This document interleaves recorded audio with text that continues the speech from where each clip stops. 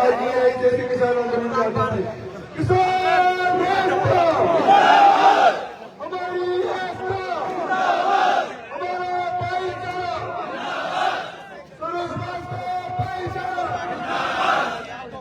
मैं कहना चाहूंगा साथियों कि खा चुका के रंग अपने हिस्से की जरूरत, कि खा चुका के रंग अपने हिस्से की जरूरत।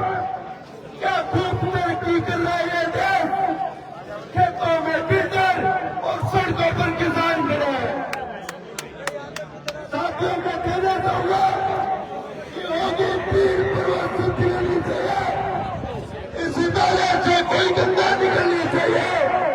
सिर्फ हंगामा खड़ा करना मेरा मकसद नहीं, मेरी कोशिश है कि सूरत बदलनी चाहिए। तेरे सिरों में नहीं तो मेरे सिरों में सही हो तैयार, लेकिन आग चलनी चाहिए। ये दरख्ता सारी दीवारें पर्दे की तरह हिलनी चाहिए। साथियों मैं कहना चाहूंगा कि बहुत दिन हो गए इस देश की आजादी की लड़ाई हमने लड़ी, लेकिन वास्तविक रूप से गरीब शोषित पीड़ितों को आजादी नहीं मिली। किसान आंदोलन में मैं राजस्थान, हरियाणा और वेस्ट यूपी में एक साथ सकेरे रहा साथियों। एक साल तक आंदोलन जो चलते हैं अभी भी चल रहे हैं, ये हम सबको सोचने की जरूरत है। मैं कहना चाहूंगा कि जमीन चल चुकी है, आसमान बाकी है। जमीन चल चुकी है, आसमान बाकी है। सूखे कुएं तुम्हारा इम्तिहान बाकी है। ए बातों अब के बाल बरस लेना, किसी का मकान गिरी तो किसी का लगान बाकी है। साथियों लोग कहते हैं कि बेटी को मारोगे तो गऊ कहां से लाओगे। मैं कहता हूं किसान को मारोगे तो रोटी कहां से लाओगे, रोटी कहां से लाओगे। साथियों देश का हिसाब और समझौता गांव को अत्याचार हुआ, उस अत्याचार के बारे में कहना चाहूंगा। मैं उस समय भी मैं साहब के साथ था और अब कहना चाहूंगा कि जो इस पंचायत का निर्णय होगा, पंचायत का निर्णय हमारे बड़े बुजुर्ग करेंगे। उसके लिए सुरेंद्र चौधरी जयपुर से दौड़ के मेहनत करेगा, 24 घंटे मेहनत करेगा और जहां आपका खून पसीना गिरेगा वहां आपका खून गिरेगा। साथियों मैं कहना चाहूंगा कि लिख रहा रमजान उसका जांच कराएगा, लिख रहा रमजान उसका जांच कराएगा। मेरे लोग का हर एक प्रेम दिला जाएगा। मैं जिंदा रहूंगा, मैं रहूं, लेकिन मेरे बाद वतन पर मरने वालों का सलाब आएगा। इनकलाब जिंदाबाद। साथी में सामाजिक सुधार की बात करना चाहूंगा। हमारे समाज तभी आगे बढ़ पाएगा जब हम शिक्षा के क्षेत्र में आगे बढ़ेंगे, रोजगार के क्षेत्र में आगे बढ़ेंगे, व्यापार के क्षेत्र में आगे बढ़ेंगे, पत्रकारिता के क्षेत्र में आगे बढ़ेंगे और जो मजदूर लोग सूचित वगैरह है जो शादी विवाह में अपेक्षा करते हैं उन पर हमें रोकथाम लगानी होगी और सकारात्मक दिशा में अपने पैसे ऊर्जा और लगाने होंगे। इनकलाब जिंदाबाद, भारत माता की जय। बहुत बहुत धन्यवाद।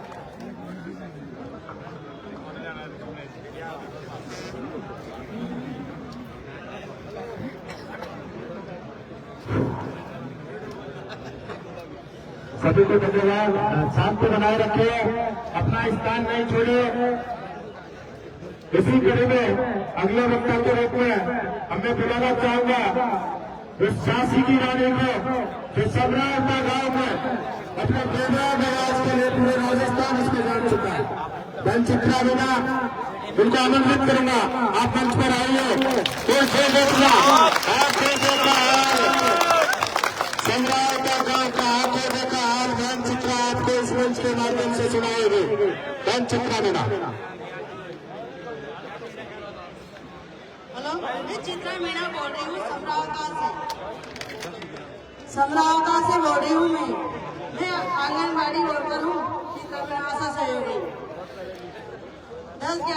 7-8 बजे की बात थी, मैं ड्यूटी पे चल गई थी। उसके बाद में 10-11 बजे एटीएम आया था। एटीएम आया तो बोले यहाँ पर सरकारी मुलाजिम कौन कौन है। मैंने बोले सर मैं हूँ एक चित्रा मीना। एक ओम प्रकाश जाएंगे तो बोले तुम वोट क्यों नहीं करी। सर हमारे गांव के लोगों को सब लोगों को ये है कि देवली खंड से मुलियारा खंड में जोड़ा जाए वापस।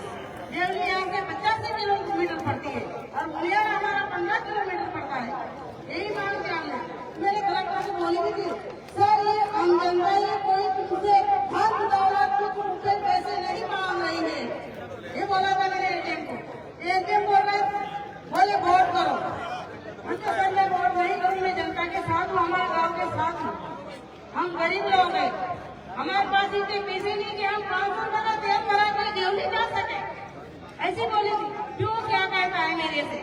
बोले कोई मैंने सरकारी मुलाजिम वो सरकार का खाती हो, सरकार की नौकरी करती हो, वोट नहीं करेंगे तो आपको सस्पेंड किया जाएगा। तो सर मैं बोले उनको मेरे पास कुछ भी नहीं है, मैं वोट नहीं करूंगी।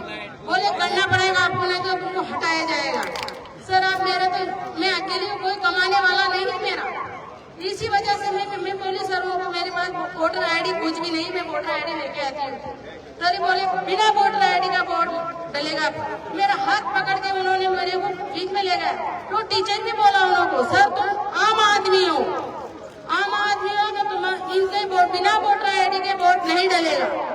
वो भी क्या बोलता है, सर मेरे को पता नहीं कि मैं कौन हूँ, मैं अमित चौधरी हूँ, तुम उसकी पर्ची निकालो और इनका वोट दिलाओ। तो भी डरने लगा है सर। वो पर्ची निकाल के फिर मेरा वोट किया। उसी टीचर को भी ऐसे ही बोला। उसके बाद में हमने दोनों ने वोट किया। उसके बाद में गांव का आम जनता थी, किसान था, मैंने उसको बोला सर एक किसान है, इसका वोट मत लो, नहीं तो अभी अफरा तफरी मच जाएगी यहाँ पर। जितना मेरा कुछ भी नहीं होगा। हम कहा सर मानो तुम्हारे पैर पकड़ के मैं तुमसे ढोक मांगती, इसका वोट मत डालो। वो भी तेरी भी उसको नौकरी का खून था उनको। भाई मैं एडीएम हूँ, कलेक्टर हूँ, जो मेरा पावर है। मैंने बोली सर तुम्हारा पावर अभी निकल जाएगा।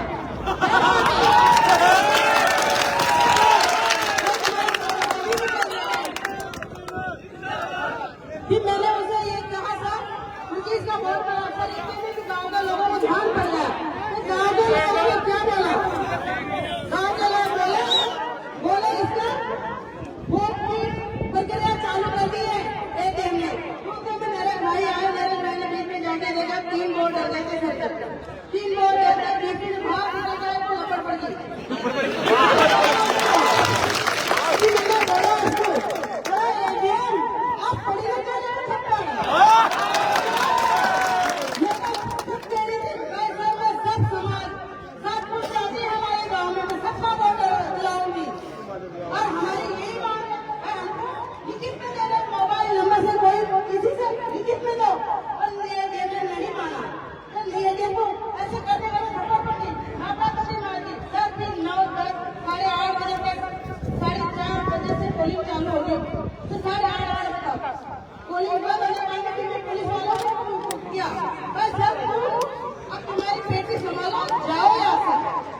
अब तो हमारा काम है, हम जाने, हमारा काम जाने का बोलो को। बोले हम नहीं जाएंगे, हम तो अभी और आ रही पुलिस प्रशासन। सर 7 जिलों की पुलिस की क्या काम की संभावना में किस वास्ते आएगी हो? हमको मारने के वास्ते? हम क्या वादन लेने के क्या वहाँ पर खाने खाने को सब पब्लिक पंगत में लगे थी। पंगत में लगने के बाद वो खाना लेने के लिए हमारे गाँव के लड़के उनको खाना नहीं लेने दिया। क्योंकि में नरेंद्र भाई चल गए वापस। नरेंद्र भाई जाने के बाद में लड़कों भी चल गए, 15-20 लड़के चल गए उनके साथ। लड़कों ने उनको गाड़ी पकड़ लिया, फिर गाड़ी में पकड़ने के बाद फिर लड़कों ने स्कूल से पैसे निकाल के लेके आए। लाते लाते समय मैंने फायरिंग चालू कर दी। फायरिंग चालू करते समय इधर आगे सर तो उसमें से मेरे भाई को पुलिस में गोली लग गई थी। वो तो बेहोश हो गए थे इधर आने के बाद में। तो उसके बाद में मेरी लड़की थी 12वीं कक्षा में, मेरी बेटी को थोड़ा किसी से मेरी लड़की बच गई गोली से। और गोली भी ऐसी चला गया जैसे हम आतंकवादी, हमने क्या दंगा किया, किसी का मर्डर किया, ऐसा कहते हुए हमको मारा सालों ने। ये बहुत लाइव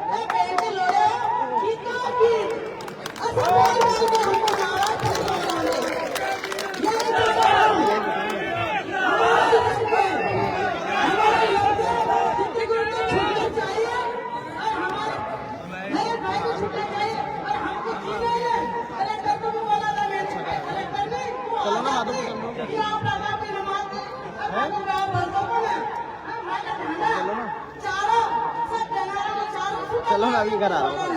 पुलिस वालों का ये थोड़ी आतंकवादी हालत थोड़ी हमारे लोगों का नहीं मालूम आ गए थे। कौन चाह रहा था? क्यों मारे बापू?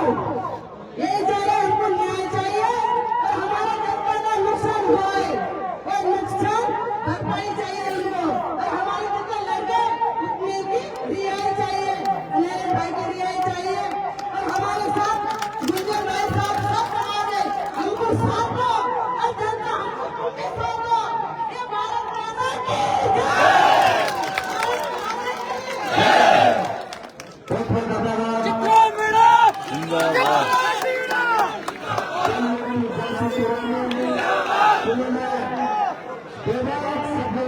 इस मंच के माध्यम से संग्राम का गाँव को अपनी जुबानी से आप लोगों को सुना है।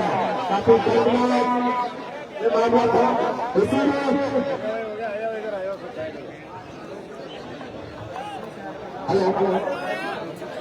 अगले घटना के रूप में हमने आमंत्रित करूंगा टीकाराम जी मीणा जो IAS अधिकारी है हमारे बीच में रह रहे हैं।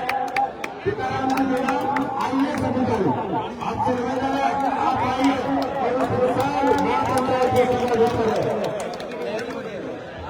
केरल के चुनाव वाले गुजर रहे हैं तो आमंत्रित करूंगा टीकाराम जी मीणा को।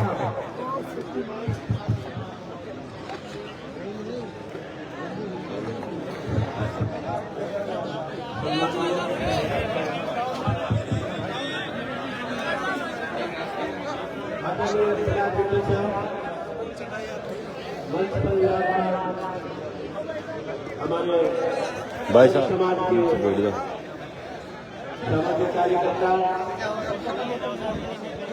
और विभिन्न प्रदेशों से पधारे विभिन्न क्षेत्रों से आए हमारे मित्र लोग जो इस विशाल जनसभा में कई गांवों से और इलाकों से जितने भी हमारे भाई बहन यहाँ पधारे हैं सबको मेरा प्रणाम। देखिए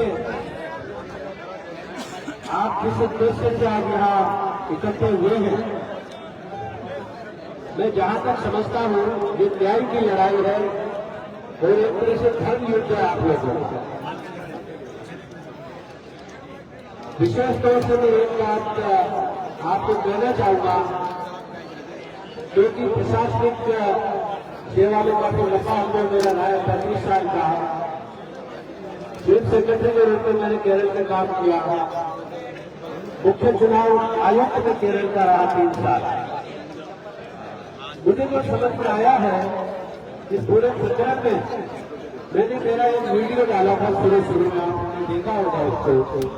इसमें मैंने प्रक्रिया संबंधी कुछ चीजें आप लोगों के सामने रखी, कहाँ किससे कितनी गलती हुई है।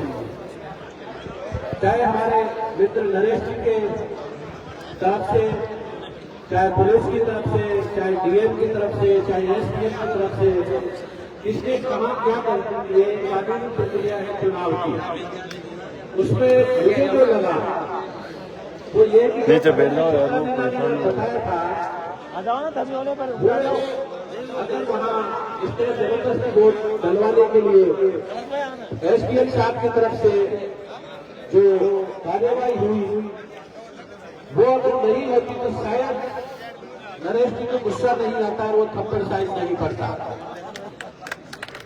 लेकिन कानूनी प्रक्रिया के तहत किसी को भी चुनाव जो पोलिंग बूथ होता है उसके 100 मीटर की बाउंड्री होती है, 100 मीटर की, उसके आसपास चाहे कोई लीडर हो, राजनीतिक लीडर हो, चाहे कोई व्यक्ति हो, चाहे कोई अधिकारी हो, किसी भी वोटर से जबरदस्ती भय पैदा करके उसके ऊपर दबाव डाल के वो वोट नहीं डलवा सकता।